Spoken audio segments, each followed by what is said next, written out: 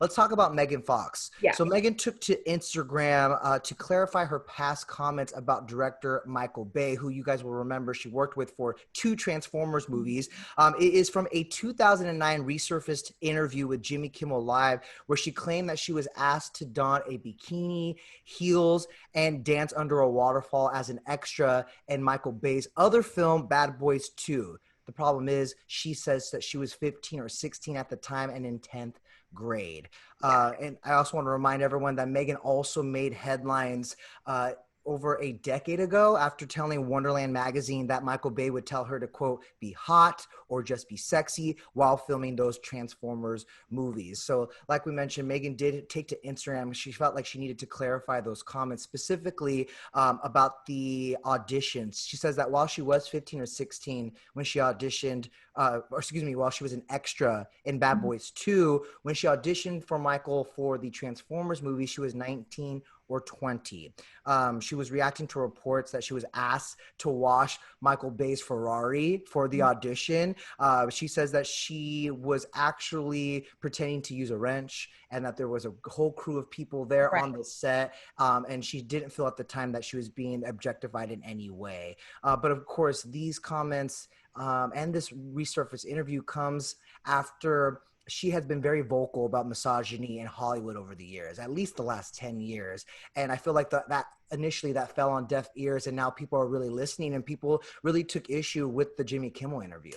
With the Jimmy Kimmel, I think people are more upset about how he responded to Megan's comments. She talks about how she was 15 and she was in the 10th grade and she was told to get under a waterfall in a bikini. Yeah. And she said that's sort of a microcosm of how Michael Bay's mind works. And Jimmy responded by saying, quote, well, that's really a microcosm of how all of our minds work, but some of us have the decency to repress those thoughts and pretend they don't exist. And it just wasn't taken as serious, I think, as people would have expected him to take it, or it just didn't light up any, red flags for him. Right. And it was laughed off by the audience as a joke. So I think that's the issue when it comes to Jimmy. Because it almost was just like this fun, people are used to seeing celebrities on these talk shows and they do these fun exchanges and tell these little behind the scenes stories. And I feel like there was a kernel of like, well, this is wrong, right? But no one thought to like actually acknowledge that, right? Including Kimmel, which is why he's now facing backlash now that this clip has started to resurface again. Same as with director Michael Bay, she has gone on the record to talk about Michael and her experience working with him. But I do want to point out that in her recent Instagram post, she actually went as far as to defend Michael Bay and seemingly Steven Spielberg, who served as an executive producer on Transformers. She said that these specific instances were, quote, inconsequential compared to her experiences in what she calls a misogynistic industry, And I just felt... Yeah, go for it. I'm sorry to interrupt. She said there's a lot of people that she has experienced that deserve to be canceled in this cancel culture. And I wouldn't hesitate to say either that I don't think that the moments with the whole Transformer situation were a big deal to Megan at the time either. When she spoke to Wonderland, the interviewer asked her, like, did that bother you at all that he told you to just be sexy? And she said, yeah, I don't like when he says to just be sexy, but at the same time, like, we're a product. I'm a product, Shia LaBeouf's a product. And unfortunately, that's just what she had to deal with. So I think maybe that's why it wasn't as big of an issue as it was. But I think that kind of speaks to the double-edged sword that beautiful women in Hollywood face, especially when you're looked at as a sex symbol. You're not taken seriously as an actress. You don't really get opportunities to perform like you would want to. So I think that speaks more to that, giving people those opportunities. We've seen Angelina Jolie and Halle Berry break out of those stereotypes, but people like Megan, were deemed as hard to work with or the diva because she was speaking out about these uncomfortable situations that she found herself in.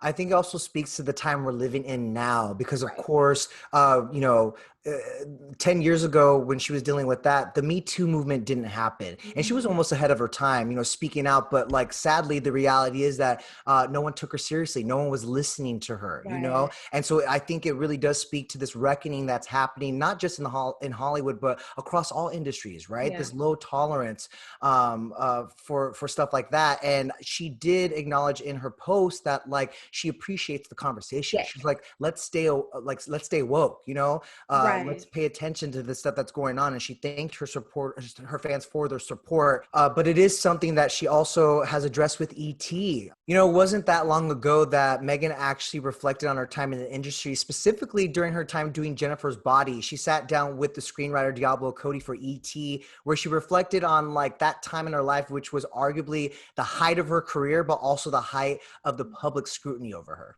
You must have been taken aback by like how sexualized I was and how I was like reduced to, I mean, objectified is like, it's not the right word. It doesn't capture what was happening to me at the time. Yeah. But it wasn't just with that movie, it was with every producer I worked with.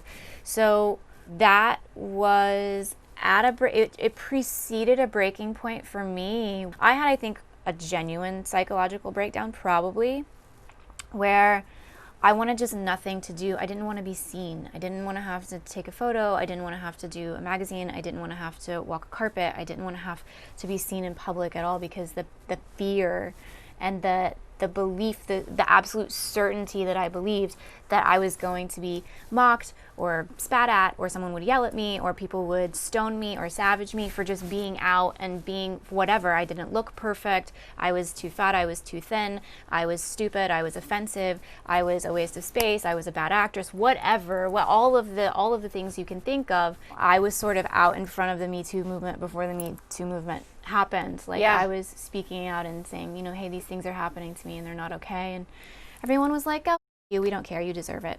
I'm hoping that, you know, because we really have not seen her do much since Jennifer's Mhm. Body. I think, you know, her experiences in Hollywood kind of tainted her, and she also wanted to, you know, focus on her family and raise some kids. But now that these conversations are happening, I hope she kind of changes her tune and feels empowered to now Yeah. like take on this industry again and act, because I kind of miss Megan Fox. Like, I hope this is like the Megan Fox comeback that we've been waiting for, you know? I mean, I think it is for sure. And I think this is also a lesson for everyone that is pushing for the Me Too movement as Mhm. well. She also spoke about how she felt shame as a woman speaking out about these things, because other women would tell her, but you wore this or you wore that, or because she is sexy and she portrays herself as sexy, that kind of excluded her from saying, well, this happened to me and I was uncomfortable. You get what I'm saying? So I Absolutely. think it's important for us to not shame Shame, anyone, yep.